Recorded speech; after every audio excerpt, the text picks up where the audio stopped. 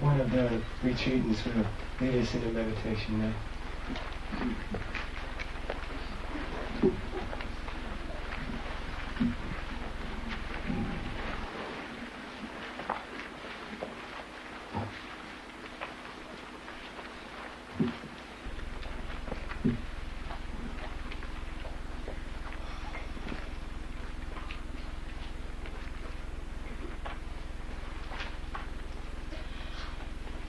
First of all, I just want to say on behalf of all of the retreatants that we love all of you very, very much.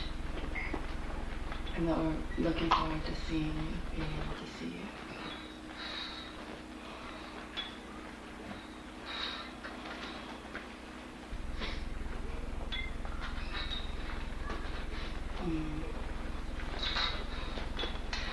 But I will not ask him to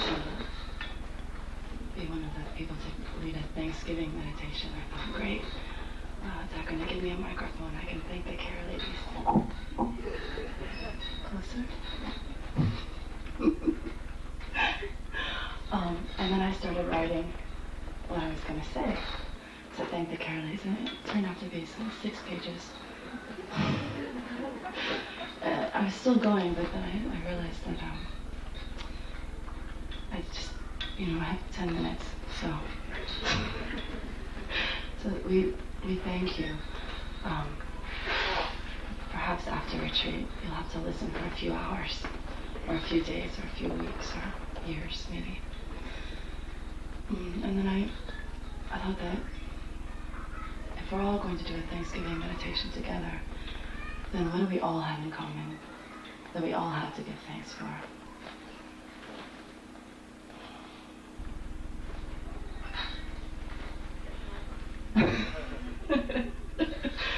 One of the first things that came to mind was the holy beings that guide us. And if you're here, you're definitely being guided personally, intimately, closely by a holy being. And I think just take a moment to sit and feel them all around you, loving you, and watching out for you, and calling to you in their silent way. So just take a moment to reach out with your mind and try to make contact with them.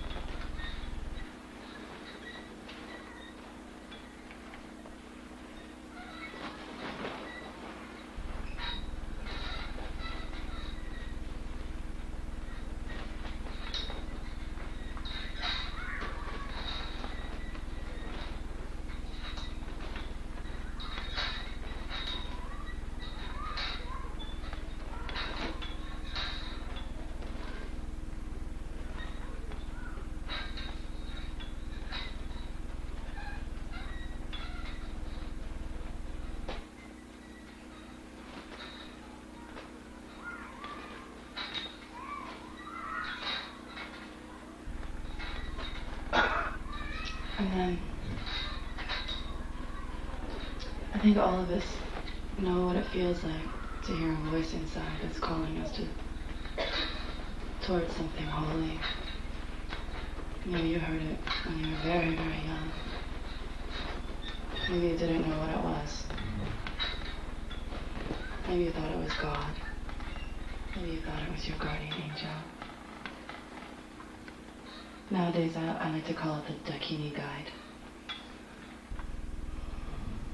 But everybody has that. Everybody has that inner voice, the inner wisdom. Maybe people hear it at different times, but everybody has it. And it guides you towards the pure things. And it gives you strength to do the holy things that sometimes are maybe a little bit scary. But it's always there for you, and it's always guiding you in the right direction.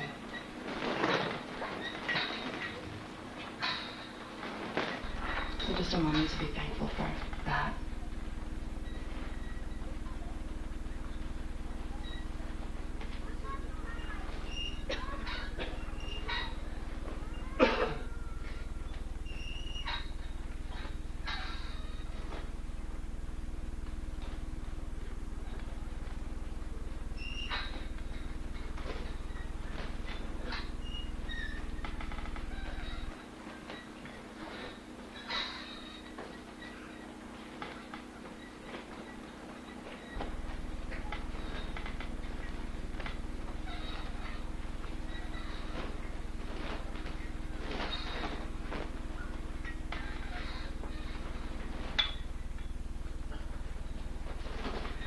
And then something else everybody has that I think we overlook the importance of it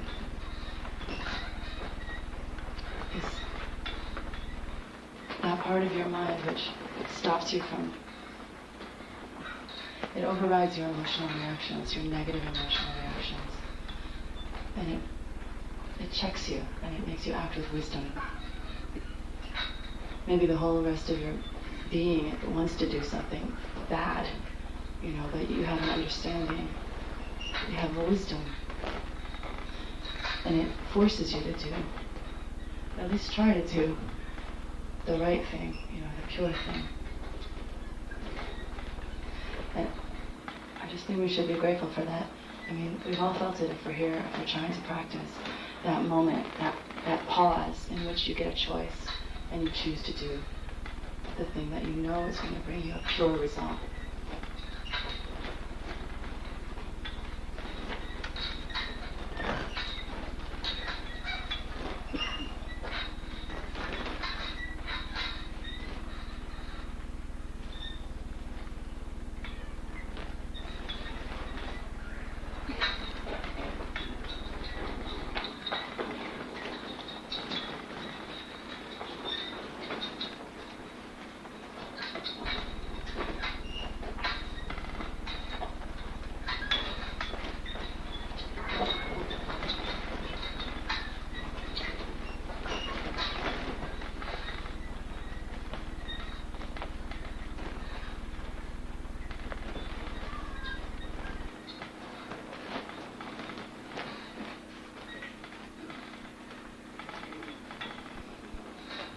There's about 1,000 other things to be thankful for, but we just have a little time today, so let's stop here, and someone will lead us in a holy chant. Thank you.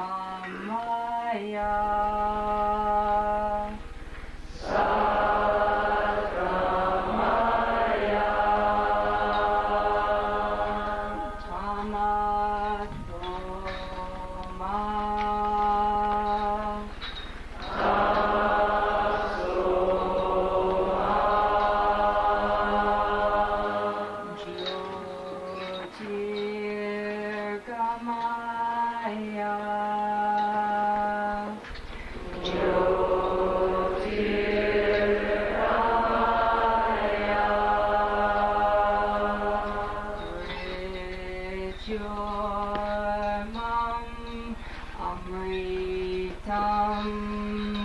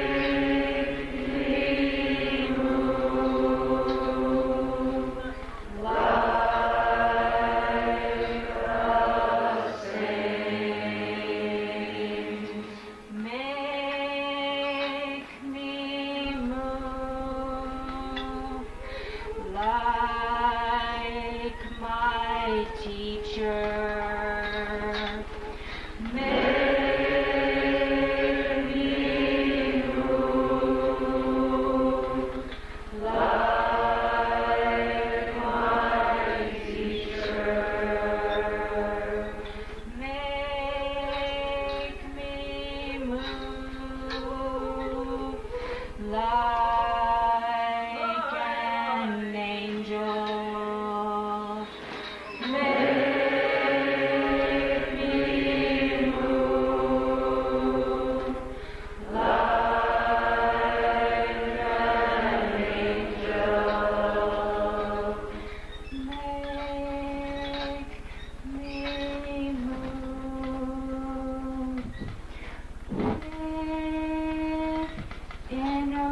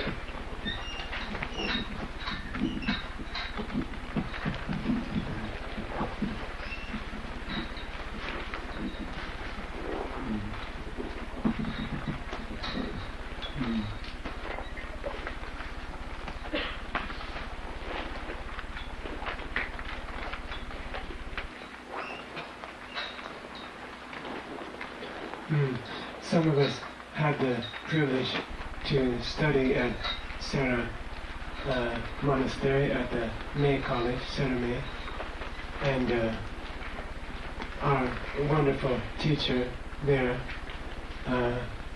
Holy Lama Geshe Tupten Rinchen, encouraged us, and specifically one of the people here, to not to be lazy and sing the chants in Tibetan tunes, but to translate them and try to put them to our own special tunes. He was quite insistent about it, and I think he'd be very happy to hear all the beautiful chants that you have all made. And I hope you will continue. Even the same prayer can be put to many different chants. There are two great tantric colleges in Tibet, Gyume, Gyutu, and they chant the same prayers, but with very different melodies. And if you're from Gyume, you say Gyutu doesn't sound so good. And if you're from Gyutu, you say Gyume doesn't sound so good. But there's sort of a fun rivalry to see who can make the most beautiful tunes to the standard prayers. And I hope that all of our friends in different parts of the world will try to make, continue to try to make these beautiful tunes. Then every once in a while, Gyume will steal one from Gyutu if it sounds really good.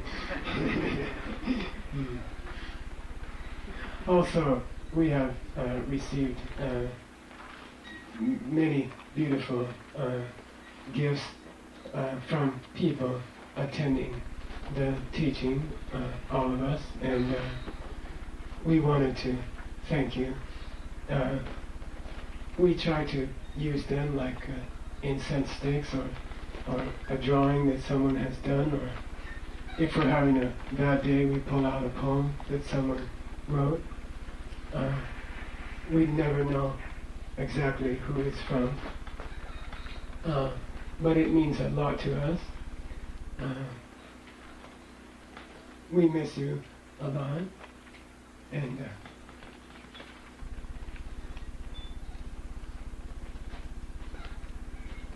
we feel you praying for us.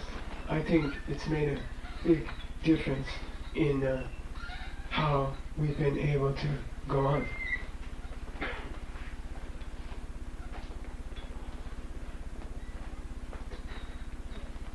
And the best gift that we ever get, all of us, I think, is rumors that we hear by accident from teachers who come to teach, or maybe we see an announcement by accident, but we are aware that many of you are doing retreats,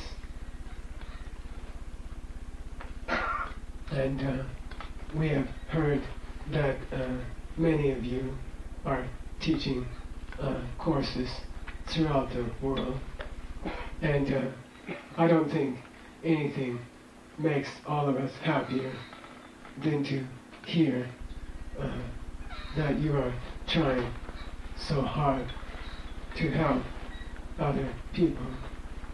And we pray that you continue and work hard.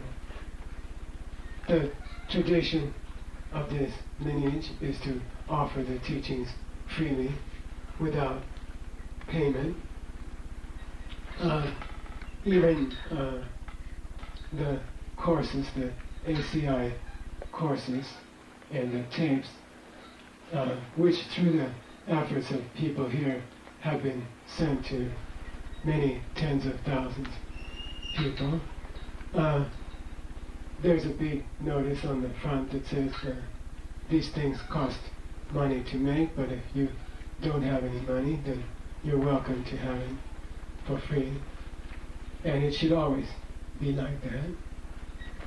And I wanted to say that everyone here is very welcome to take anything they find of benefit in the readings or the teachings or the tapes that are made from the courses in the past, and use it in any way you like to help other people freely. You don't need to ask anyone, or there's no copyright. You should pass it to others. You can always make copies of anything, tapes or written things, and use them to help other people. And the reason we can do that is that almost everyone here at Diamond Mountain, or the staff, all of them are teaching, almost all of them. All of them are translating ancient books that are important. All of them are writing or helping to write explanations of those books. People in ACI New York and in Godstow and many other places in this country and other countries, they're all working for free. They're all working for people in their spare time. They often end up paying for the materials themselves. And we hear about what you're doing, and this is truly a great gift to give to us.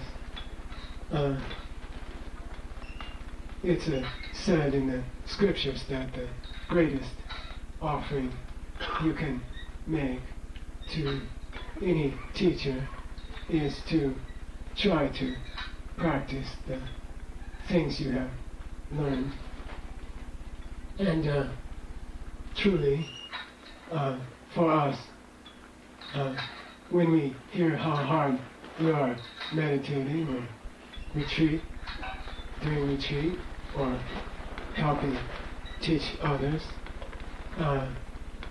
this is what kind of offering makes us all very happy, and it's like a sense of thrill up our spines every time we hear that one of you is helping other people.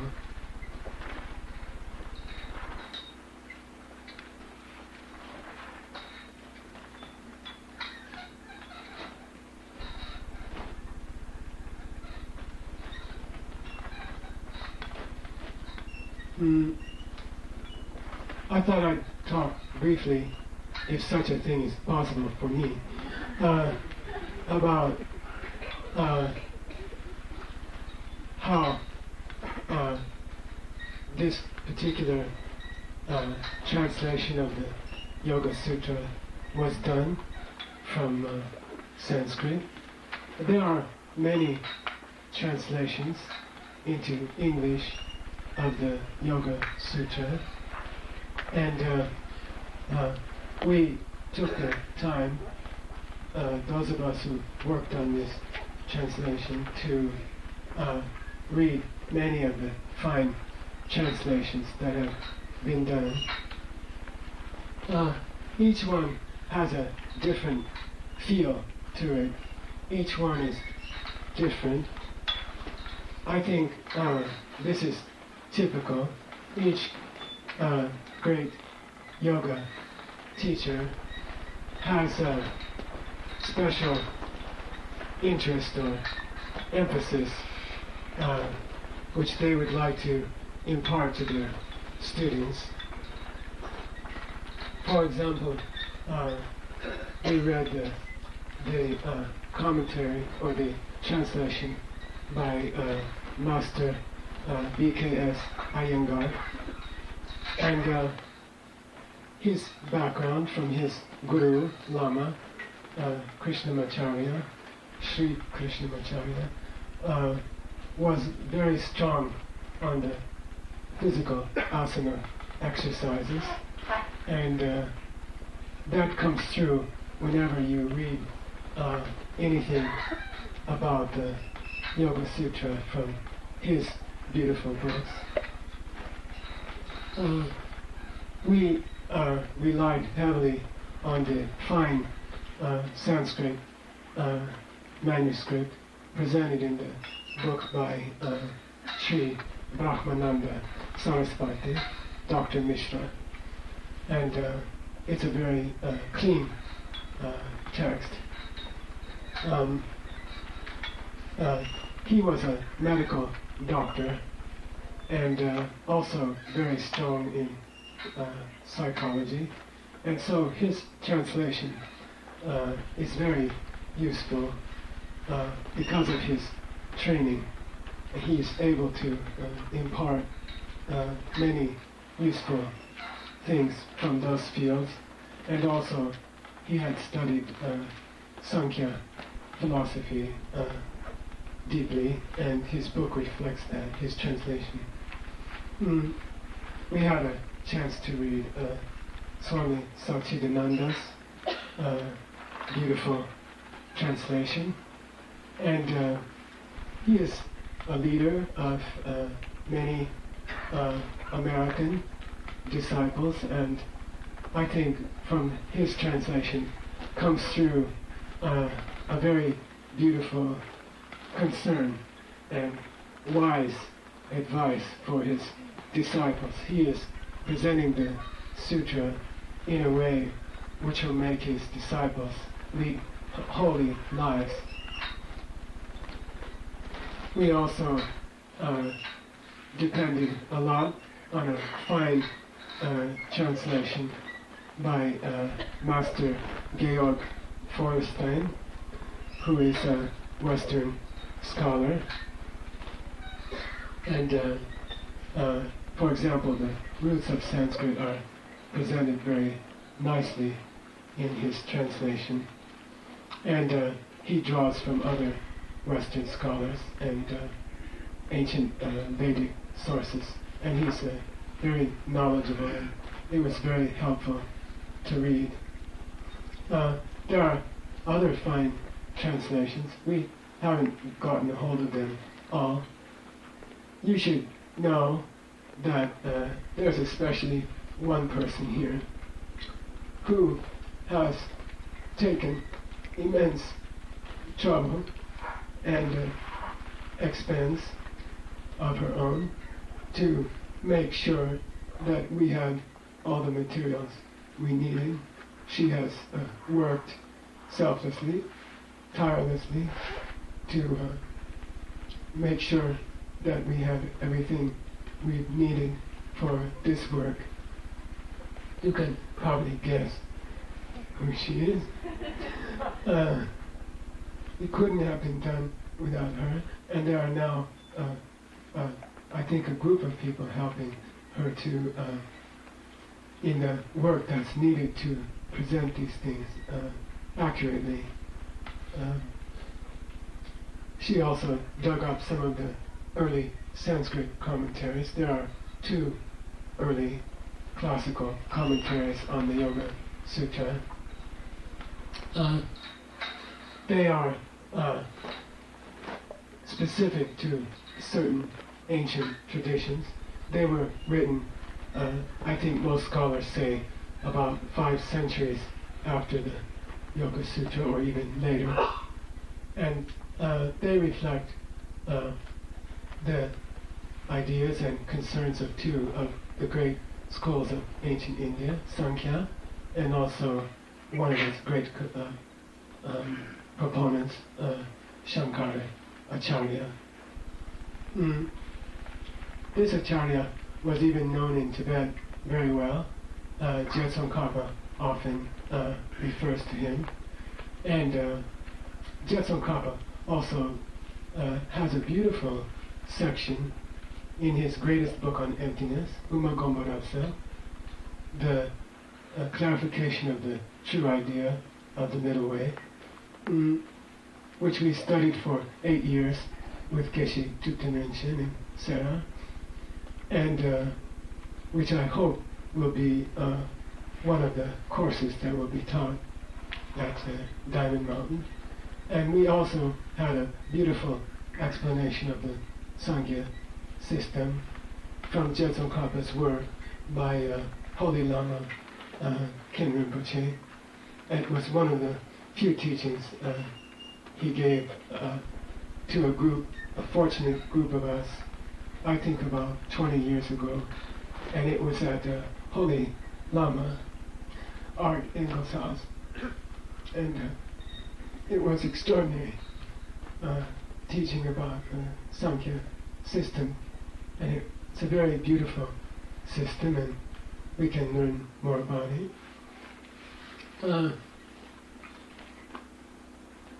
Then, through the efforts of the people I mentioned, also one holy being in Boston who's running a Tibetan Buddhist research center, who is continually sending us ancient texts, very rare texts, including some from Sikkim, for example, about the asanas, the asana practices. These have all been arranged by the DM staff, just working hard and finding ways to help us. We have also used 18 different, a compilation of 18 different Tibetan dictionaries from Sanskrit to Tibetan. These are ancient books about how to understand the Sanskrit manuscripts that were passed down through the centuries. and now have been compiled into a huge dictionary recently in Tibet, and we were able to use that. The Tibetans used the Amarakosha, the Mahavipati, and other great ancient Sanskrit dictionaries.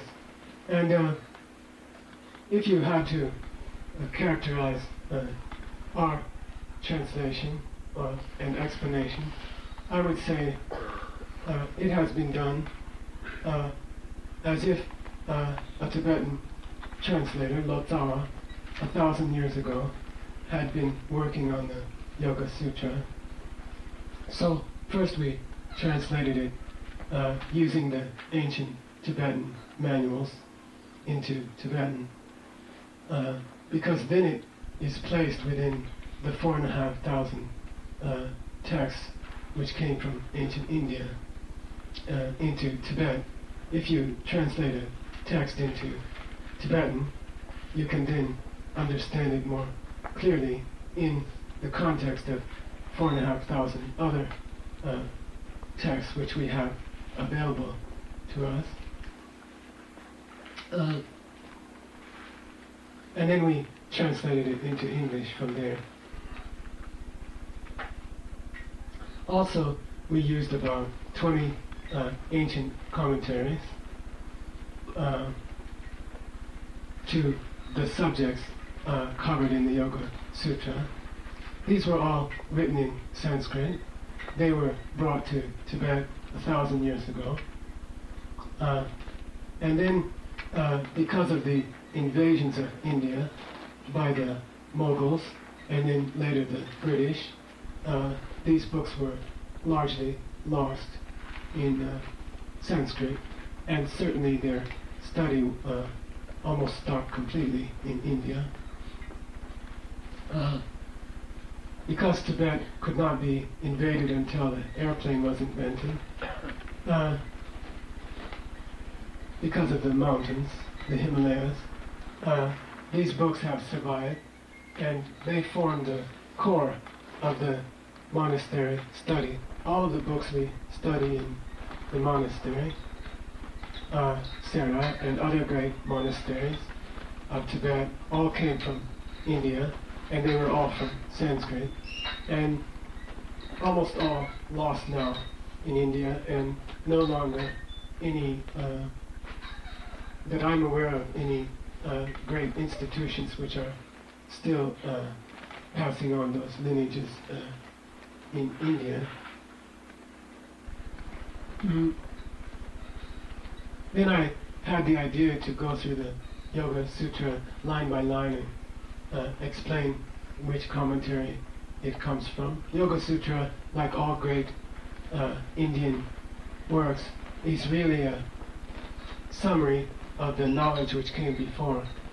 In India and Tibet, Mongolia, China, it was not considered necessary to be original or novel somehow. It was considered wise to take the knowledge of the generations before and present it in a way which your own generation could appreciate, but not to change that knowledge. So really, all the great books of India are compilations of the earlier wisdom. So I thought to go through the Yoga Sutra line by line and point out where each idea can be studied further. If you want to go deeper, if you want to show up at a store to buy a $10 thing with $1,000 instead of 100, you could go deeper into the other great shastras, the great commentaries of ancient India.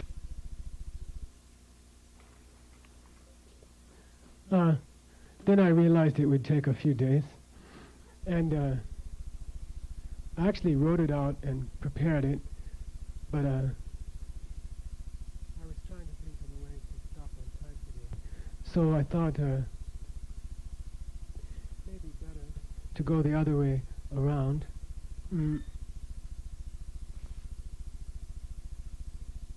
many of the great commentaries I mentioned are in the ACI courses themselves. All of the great books that we study in the monastery are contained in the courses which you have in English, and you have tapes for.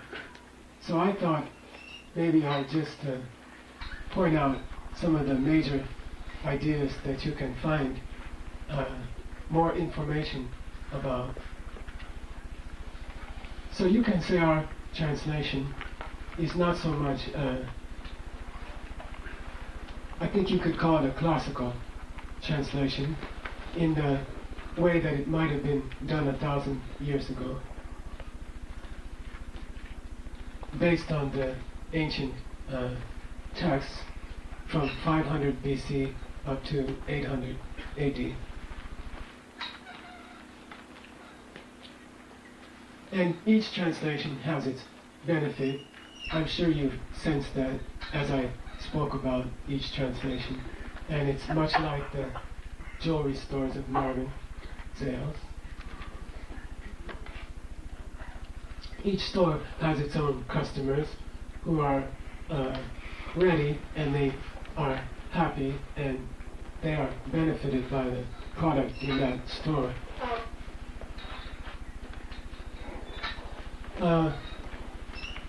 So I'd like to go through the ACI courses briefly and tell you which parts to study in more depth, especially those of you who are already finished with the 18 courses and who may be speaking to small groups as we travel.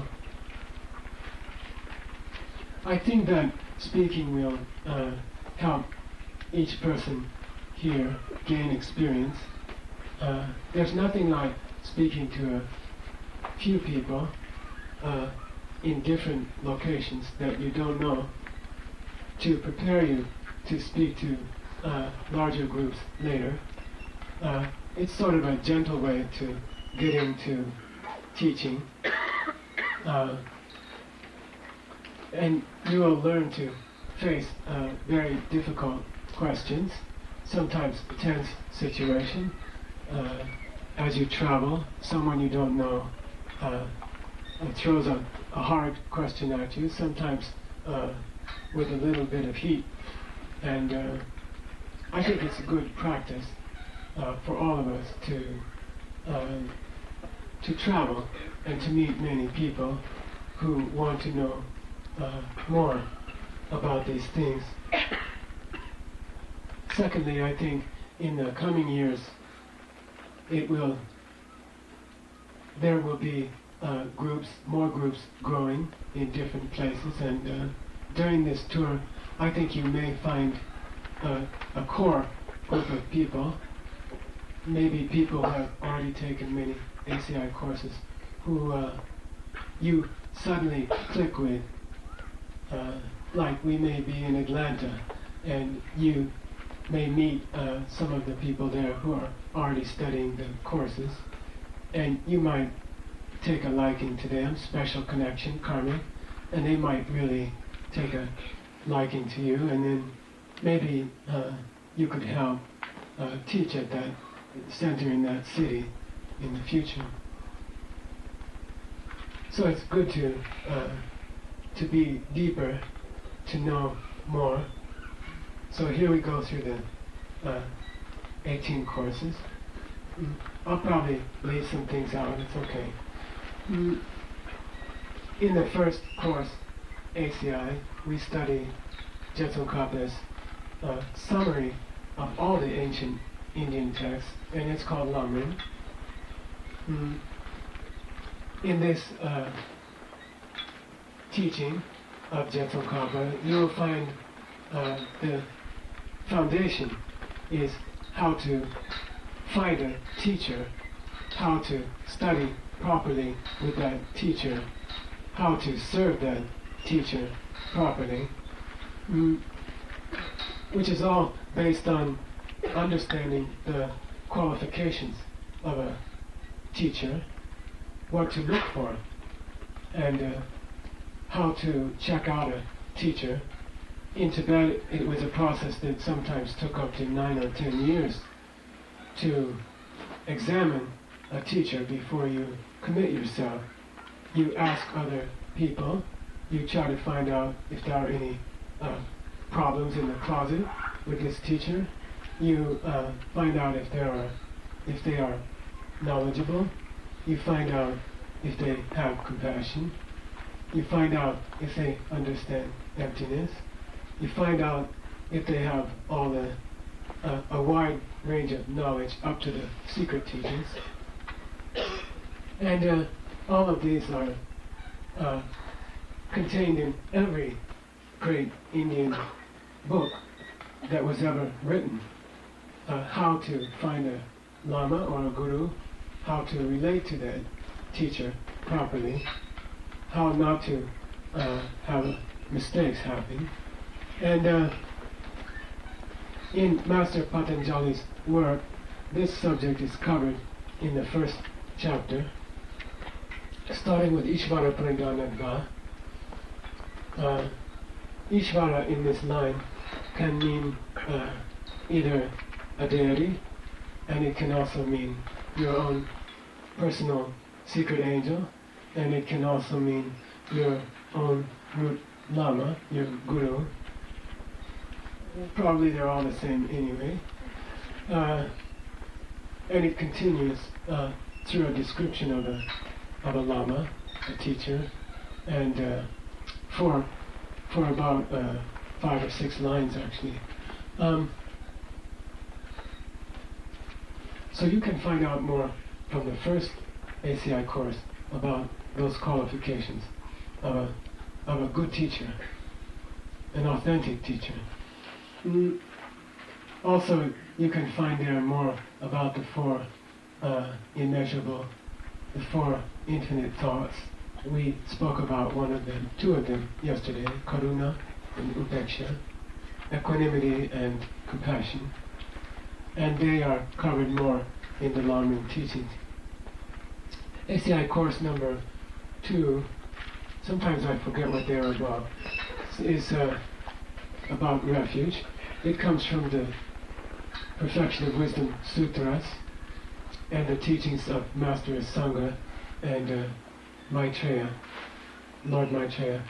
Master Asanga's works play a heavy role in the Yoga Sutra. The 4th chapter, specifically, has a very lengthy explanation of the idea of Rangrik, which is the ability of the mind to know itself. But you can find in the second ACI course more information about the idea of nirvana, which is the cessation of certain mental patterns, which is Master Patanjali's definition of yoga itself. And you can find out more about that in the second course. In the third course, which was devoted to meditation, how to meditate, we discussed from the Bhavanakrama of Kamalashila in the 9th century different instructions on how to meditate. These are covered by Master Patanjali in the first chapter. He discusses the obstacles to meditation. And then in the opening lines of the 3rd chapter, he describes the different states of meditation, which you will find summarized in the 3rd ACI course. And in the closing lines of the 2nd chapter, Master Patanjali talks about controlling our sense powers as part of meditation. So really the last 4 of the 8 limbs of yoga, Ashtanga, relate to meditation, and they can be found in the 3rd ACI course in detail. I think the 4th course was the proof of future life, and This comes from Master Dharmakirti, text called Pramanavartika. This is an explanation of how we perceive things, the different means by which we perceive things in the world. And Master Patanjali has a major section on this subject in the first chapter. Right off the bat, after about the first 6-7 lines, he begins a description of pramana, valid cognition, valid perception, and he discusses it at length through the different vrittis, or the different mental functions.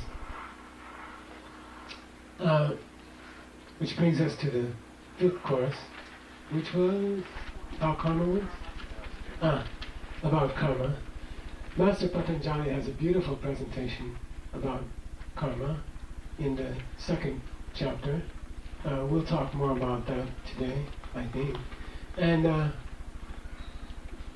his presentation is very, very similar to Master Vasubandhu's presentation from about 350 AD. Master Vasubandhu and Master Asanga were half brothers, so we know they lived at the same time. And you can see the threads of their thinking throughout Master Patanjali's sutra. That's what leads me personally to think that he may have lived in the same period.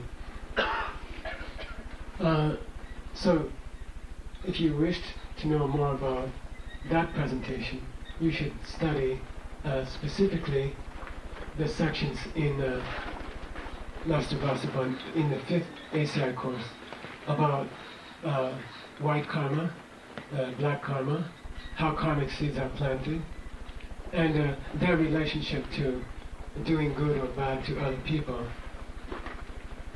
In the 4th chapter, the final chapter of the Yoga Sutra, these subjects are also discussed by Master Patanjali, especially with regard to karmic seeds.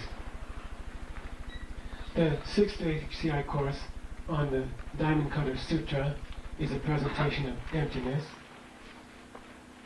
Master Patanjali covers emptiness in great detail.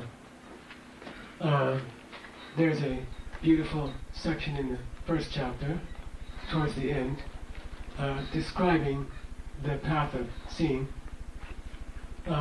In one of the first 3 lines of the whole sutra, he makes reference to the path of seeing.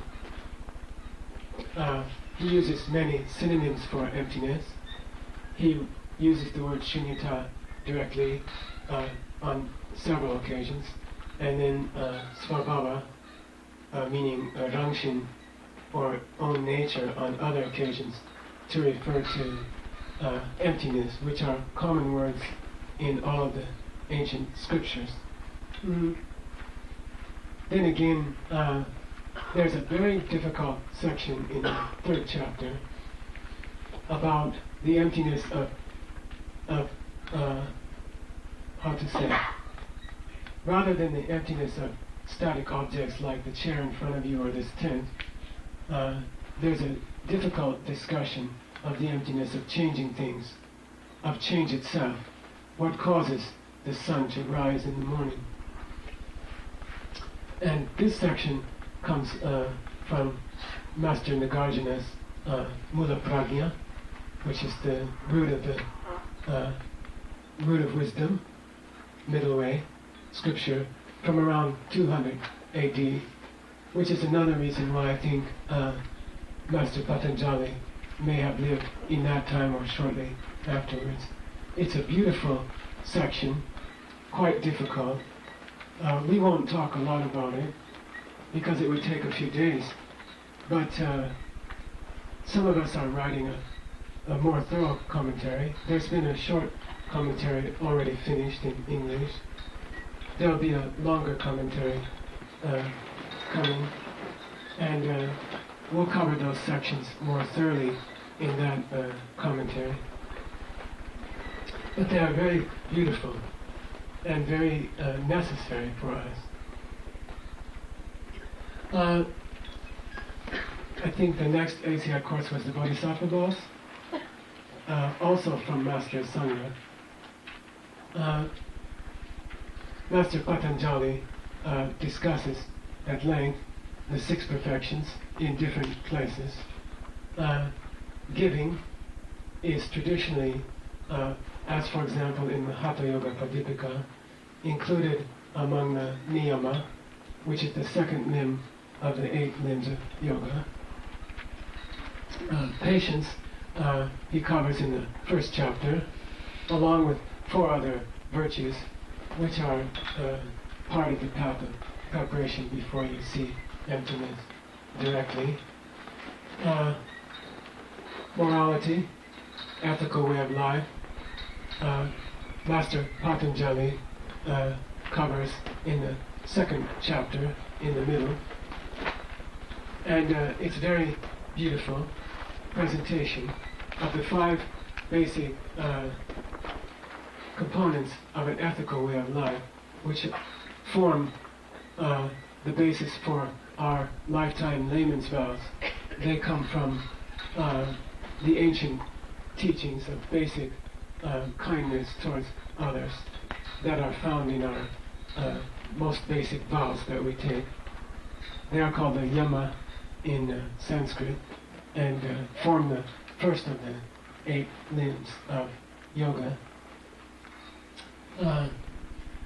Then joyful effort is again covered in the first chapter. Not getting angry, patience, the perfection of patience. He covers in a beautiful section in the second chapter, right after finishing his description of the niyam. Then again, wisdom and meditation, the last 2 bodhisattva perfections are covered in the opening lines of the 3rd chapter. So that's how Master Patanjali covers the perfections of the bodhisattva, lifestyle of a bodhisattva, which are the basis of all the bodhisattva vows presented in Course 7. So if you wanted to go deeper, you should study the vows in Course 7 for those.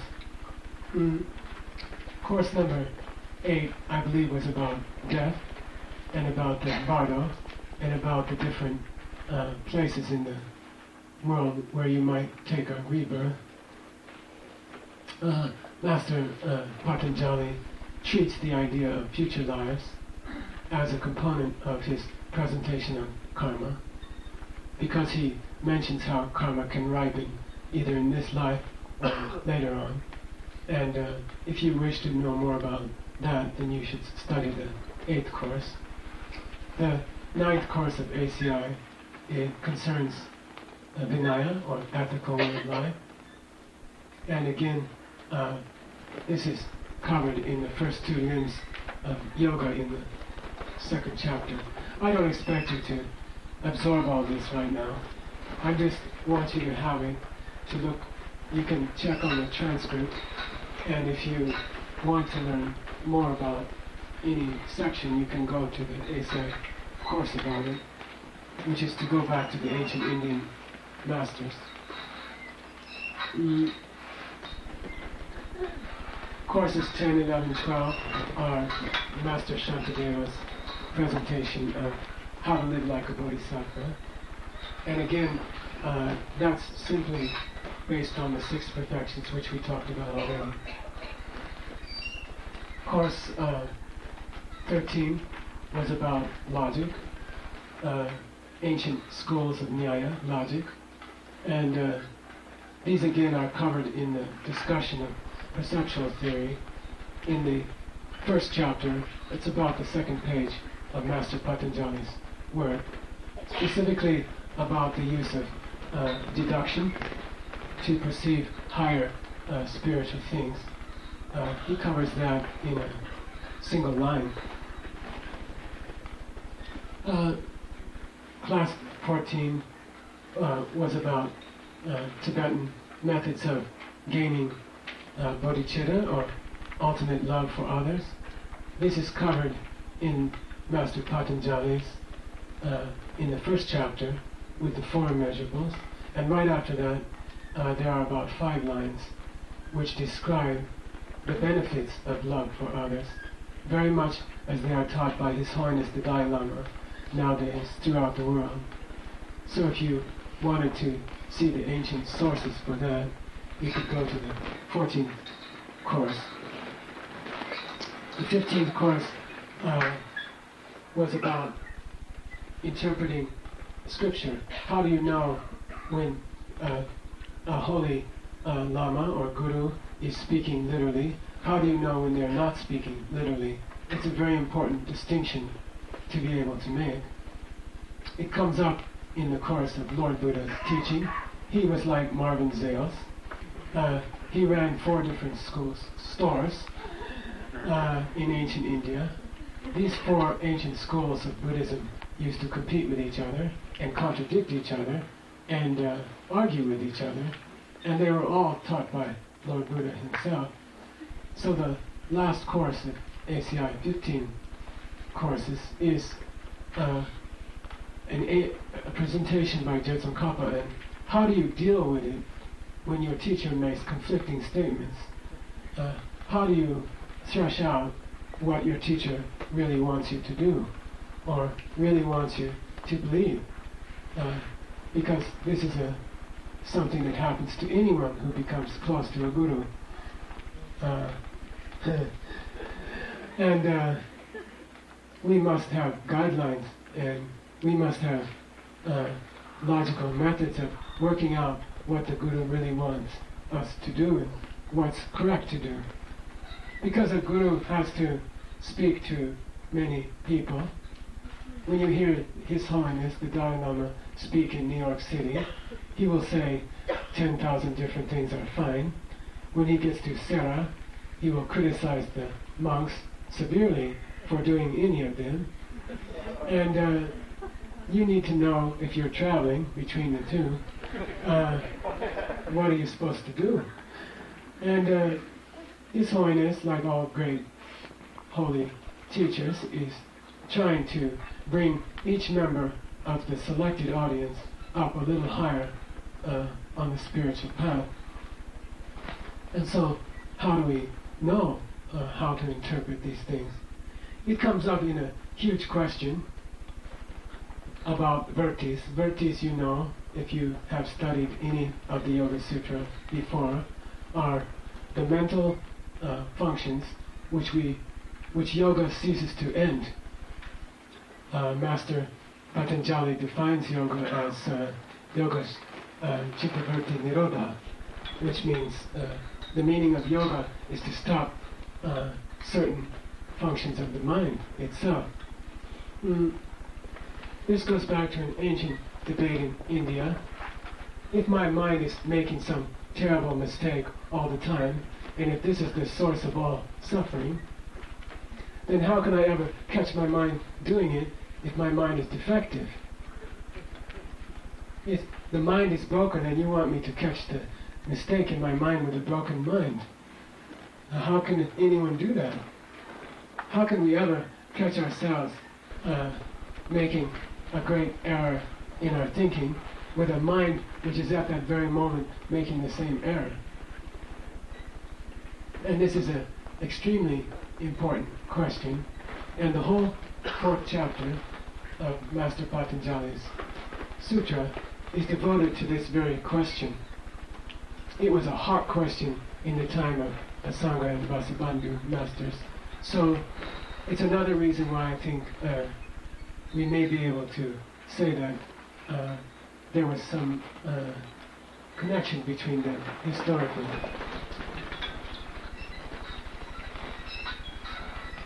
On another level, you can talk all day about historical connections. We will never know.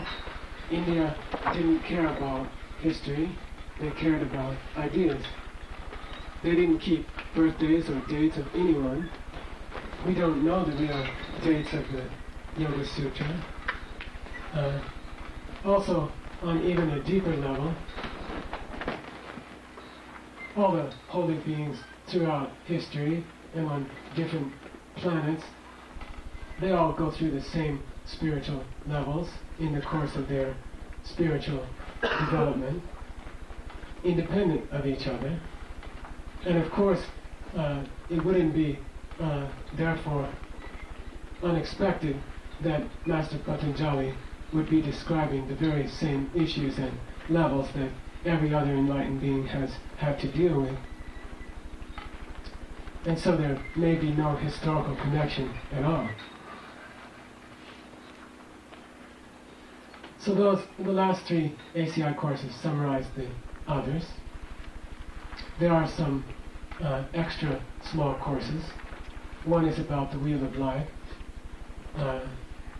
how we get into this life, how we get out, and this is covered. Master Patanjali uses much of the information in the wheel of life in the first chapter and in the second chapter of his work. We'll discuss part of that today. He mentions the three poisons in the second chapter of his work, which are at the center of the wheel of life, and he uses them to discuss the idea of purifying karma. How do we get rid of our old karmic seeds? If you really believe this idea about pumpkin pie, if you believe that pumpkin pie is really a picture that comes from an old seed in your mind, well, then how could we work with our old seeds in our mind? How could we change them? How could we modify them? How could we get rid of the bad ones? Which would take us to heaven, really, if we could eliminate the bad seeds that are already in our own mind. And Master Patanjali discusses this at length right after he discusses the second of the 8 limbs. He discusses purification of old karma. Then again in the 4th chapter. This is all found in the ACI course on the 4 powers, which is how to purify your old karma, from an old sutra by Lord Buddha.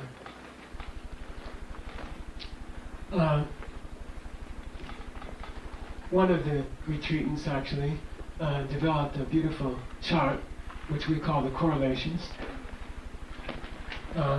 It outlines what things you must have done in the past to get all the details of your current life. It comes from several sources, Master Vasubandhu, and also the Wheel of Knives, an early text by Tibetans. And Master Patanjali covers these very subjects at length in the 2nd chapter of his work. There's a beautiful discussion of how each of the details in your life go back to a certain way of behavior towards other people. So I think that's a very important subject you could study deeper by checking that chart and studying it. We studied the Heart Sutra in a separate course. It has a description of the 5 levels that all of us go through in our spiritual life. And these are traced throughout the Yoga Sutra with specific references to the standard stages. I think I'll stop there. There are many more subjects to talk about, but if you want to go deeper, check the transcript of this talk, and you can find those in the appropriate courses. So we'll start with the Yoga Sutra. I have one correction from yesterday. When we spoke about the Sankhya, the meaning of the word Sankhya, I wasn't sure about the ancient root, and it's Sekwa, of course, S-E-K-W, and from that came the word to say, or saga, and also the word to see and sight with its G. And all of these are related to the ancient Sanskrit root kya. I'd like to ask that the today's first line you read? Prayatna Satirya Nananta Samapatityam. They do so through a balance of effort and relaxation and through endless forms of balanced meditation. Thank you. Anjana.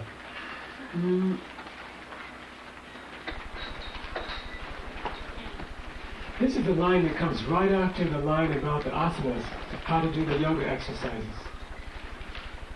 And it's sort of a surprise. I mean, he jumps right from exercises into how meditation is working with the exercises.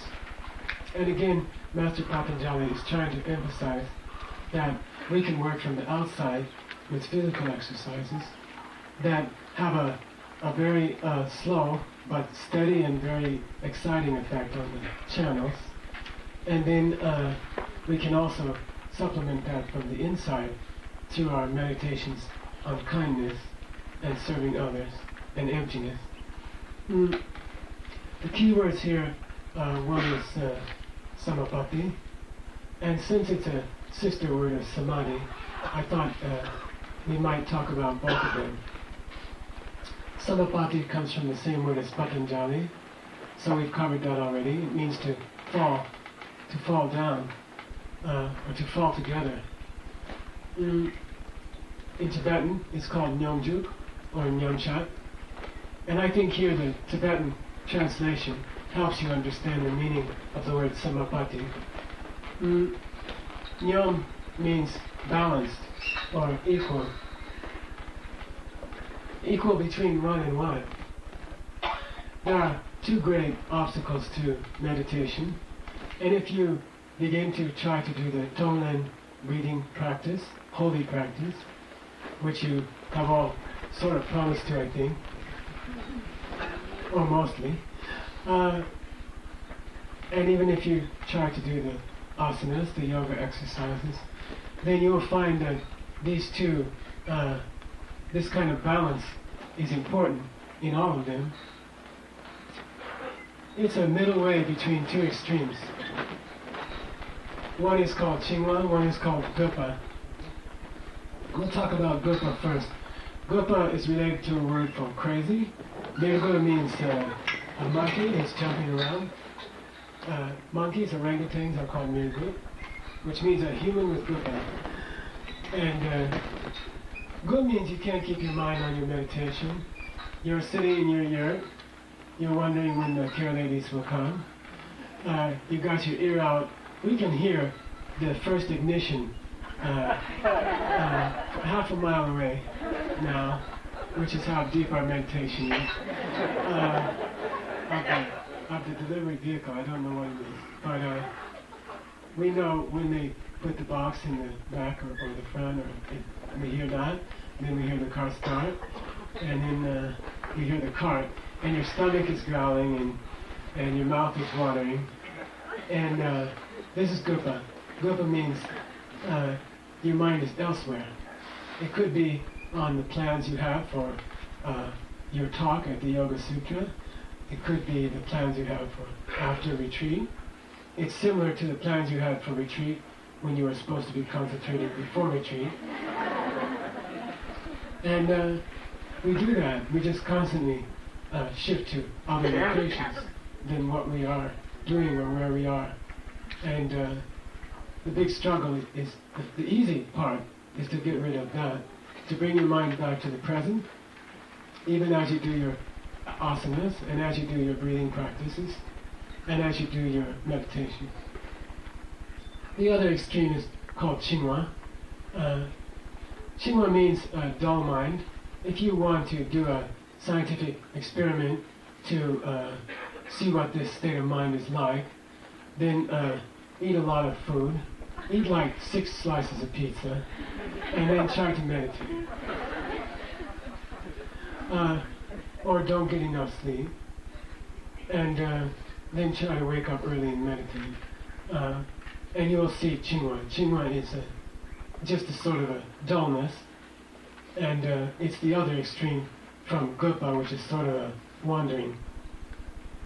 And of course, the most dangerous obstacle of all to meditation is called chingwa chamo, which would be sukshma, which we had yesterday. It's a subtle form of dullness. This is extremely dangerous, and I think all of us in 3-year retreat have had long stretches of chingwa chamo. It's where you are spacing out, basically, during meditation. Your body is very quiet, your breathing is very smooth, and you're not thinking about lunch, and you're not falling asleep really. You're sitting up okay, but really your mind is just sort of in a daze, or in some sort of a dull, very subtle, dull state. This is supposed to be one of the most dangerous obstacles to meditation. Master Patanjali actually speaks about it in the first chapter of his work, when he speaks about the 4 dhyana levels, Vitaka, Vichara, Nanda, Smita. And we have to watch out for that one. If we can run a middle course, then that's Samapati. Samapati means it all comes together. Samadhi, which is Tingenzin in Tibetan, comes from a root da. Sometimes DHA changes to DHI. There's another root D, which is not the root here, and has sometimes been mistaken for the root here. It's a long I, and I'll speak a bit about the root da, DHA, which is the DHI in Samadhi. The ancient Indo-European root is DHE, day, and it became, it means to put something down, meaning to set something down. The word do comes from this, which means to set something down. The word deed means an agreement set down in writing.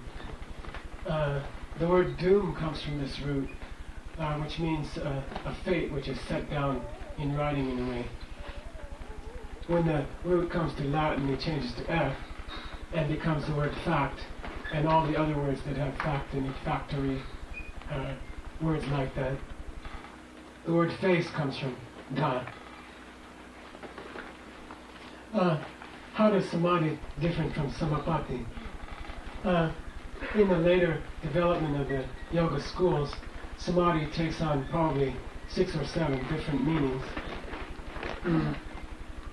They are quite difficult to trace. You can get confused sometimes.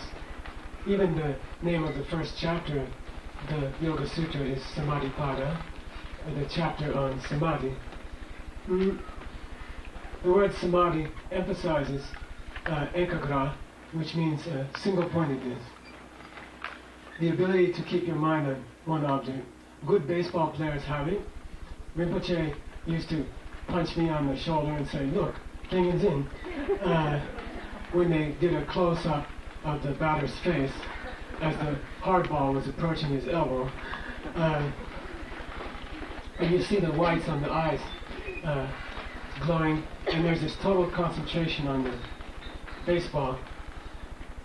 I remember one night the guy said he was getting a good line of home runs, and they asked him, "How do you do that?" And he said, "I don't know, I'm just focusing on the ball as it comes in, and just before it reaches me, it's about the size of a watermelon.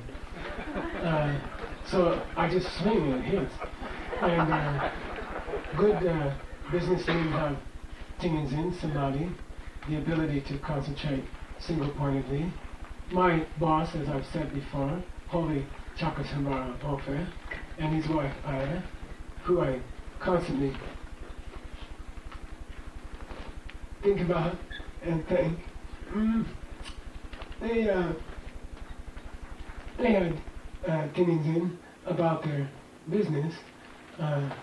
They would go for 10 or 12 hours without eating or drinking anything.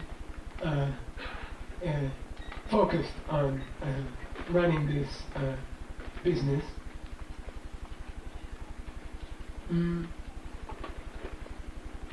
And that's a kind of samadhi or single-pointedness. It's the ability to concentrate on one thing. We'll talk about it more later on. Next line, please.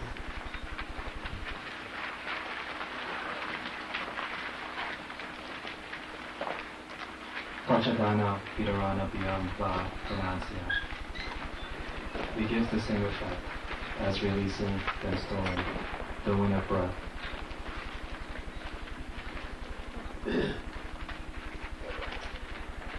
What is the it in this verse?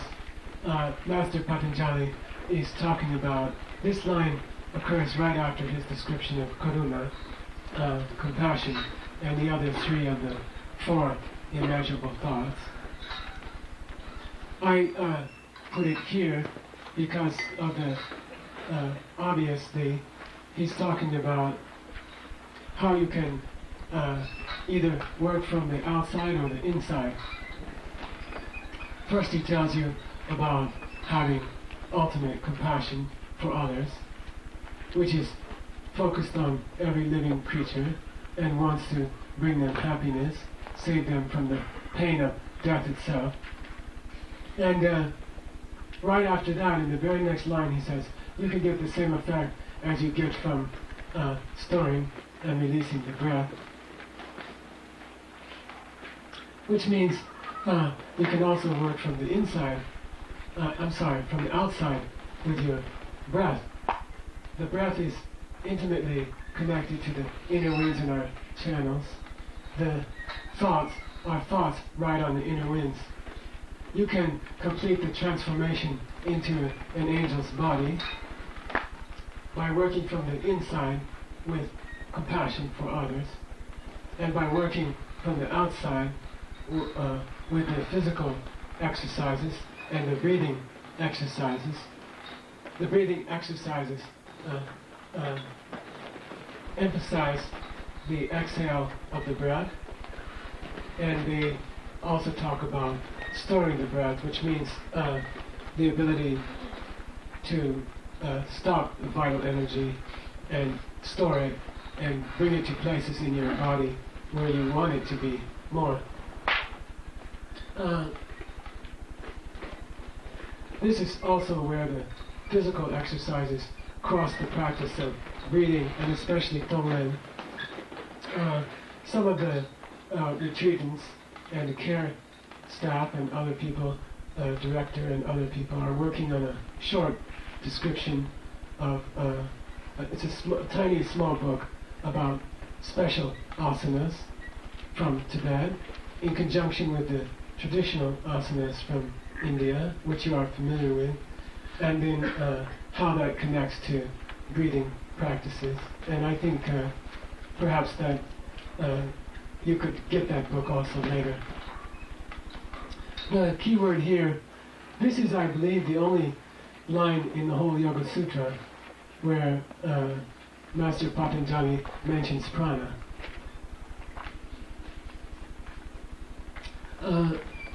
I'd like to speak a moment about prana, and then we'll take a break. First, the source of the word. Pra means to go forward. It is the root which came into English as pro, P-R-O, and as the F-O-R in forward. So actually the word forward and pra are connected. It's also found in the word proud, which means to step out in front. And the second part of this word is an, A-N. The ancient root in Sanskrit is A-N.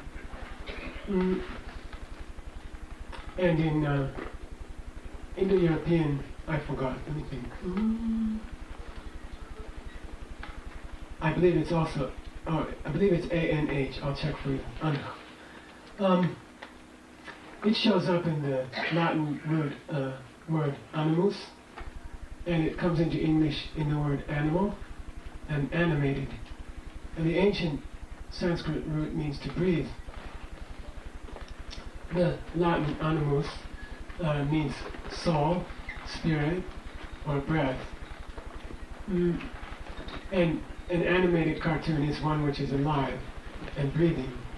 And an animal is a breathing creature. So you can see how this word has come into our language. Prana is the word for inner winds, what we call in Tibetan lung. There are, in the great yoga scriptures, many synonyms for prana. And each of them has a slightly different flavor. The idea of breath, or spirit, or inner energy. I'll speak about a few of them, and maybe you can get a sense for the different kinds of inner winds. One is vata, which would be the inner winds as part of our bodily makeup, the elements that make up our body. In this sense, if you get a vata overload, you might get, for example, a cold or pneumonia, which is an excess of the wind constituent in your body. And if this idea of humors, or what the ancient texts call physical problems actually, is important for Ayurvedic medicine and Tibetan medicine. Another unusual word might be anila, which sounds like the Tibetan anila. This is a word that you use in a Sanskrit text when you need a 3-syllable word for prana to make your meter. Bhavana is another word, and it's often used in descriptions of tie-up of the inner winds. When the inner winds get tied up, or there's a problem with the inner winds. I like to also start throwing in some of the Tibetan words for wind. As you know, in Tibetan it's lung. Lung can mean the external wind. For example, the wind which moves a flag is called lung in Tibetan. Lung has a second meaning. It can mean one of the 5 energies that lie underneath all physical matter. The ancient Indians didn't speak about gravity or forces like velocity. They described all of these energies in terms of the 4 elements. So it's not like they were naive and they thought that there was earth element in you, or water element, or wind element that somehow was blowing inside of you. When they spoke about the wind element, it was the basic energy of the whole universe which causes things to move. So the movement of any object, you could call it velocity really, the changing from inertia to motion was called lung, or the element, the energy of wind within an object. Sometimes lung can refer to what the Sanskrit is called vayu, which is yet another word for wind. This refers to 5 basic energies within the body. There are 5 winds moving through the body, and they are responsible. For example, the downward moving wind is one example, which is responsible for the elimination of material from the body, whether it's feces or urine or even semen or menstrual discharge, and also the exhale of breath, are all governed by this lung, one of the 5 vayus, or one of the 5 inner winds. So that's a whole different meaning of wind, inner wind. Unfortunately, in both Sanskrit and Tibetan, the word for the wind which moves in the inner channels is also the same word for one of the 5 winds which move throughout the body. And there is much confusion in the ancient texts. We'll talk more about it tomorrow, but the Sanskrit texts which have survived, which have been carried up through the centuries, so with such devotion by the great yoga masters, even of the current century, masters like Master Iyengar and Sri Pattabhi Joyce, they have struggled to keep these ancient traditions alive. They can be extremely helpful in detecting places in the Tibetan texts where the same word is unfortunately used for 3 or 4 different kinds of wind. So it's very important to have available both the Sanskrit and the Tibetan.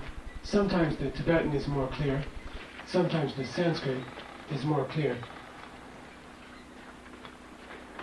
Unfortunately, lung has yet another meaning. Lung is described, is a word used to describe an ailment of the soklung, of the vayu of prana, meaning when the 5 winds, the wind of the 5 which controls your upper body, it controls inhale of breath, for example. This wind, when it gets a problem, when there's a problem with this wind, then you get a condition which in Tibetan is called lung or soklung. All of the retreatants are experts on soklung. I've asked many of our holy yoga teachers who have come to help us with different ideas on treating soklung. Soklung means you meditate too long, you try too hard, you're aware that the caretakers and the staff and hundreds of other people are supporting you, hundreds of people are contributing for you to have this hour or 2 in meditation right now, and you feel the severe weight of all that hope and all that help that they are giving you, and you want to try very hard, and then you try too hard, and this leads to what we call soklung. Soklung is characterized by shaking in the hands, emotional swings up and down, especially depression or irritation with other people for small things. Sometimes you feel a tightness in your chest, it's hard to breathe, and other typical signs. I think one of the most valuable things to come out of this very long retreat is that the fatigue of keeping up 39 months of constant practice has forced us to learn a lot about soklung and how to stop it, how to treat it. And Tibetan medicine, Ayurveda, also describes many creative methods of dealing with disease like soklung. It could be going out and looking at the sky for a half hour. Some of us actually lay down on the top of our yurts at night and watch the stars and do our prayers. And it could be eating popcorn with lots of butter on it, and things like that. So some of the retreatants have been working on retreat manuals to help people in the future who will be doing long retreats. I think Diamond Mountain and Godstow and other places, and to help to deal with the problem of prana overload, which we call soklung.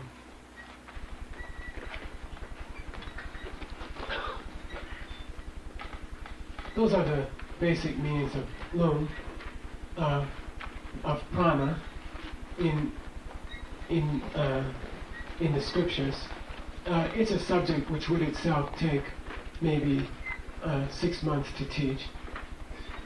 And I think Diamond Mountain will be a good place in the future to have courses on the structure of the inner body, and it's very important for final transformation of the body. We'll talk more tomorrow about how we get those teachings to people who can't come to the Arizona desert and hang out. And we have lots of ideas for that, which I think we'll speak about in detail tomorrow. So I'd like everyone to please have some of the refreshments, and we'll start again after that.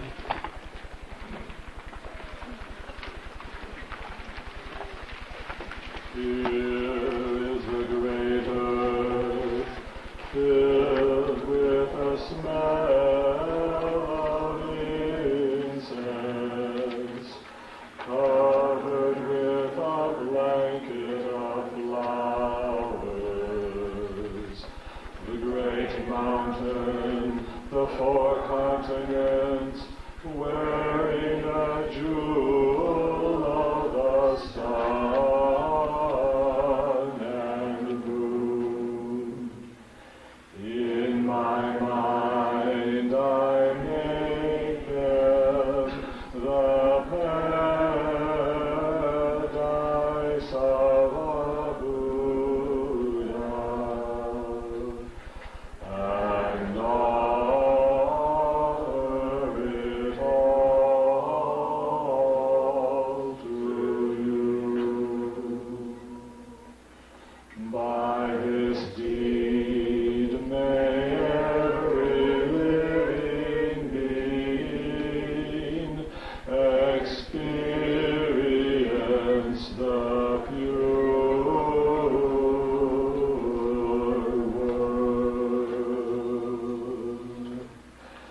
Idam Guru Ratna Mandala Kam Hirya Charya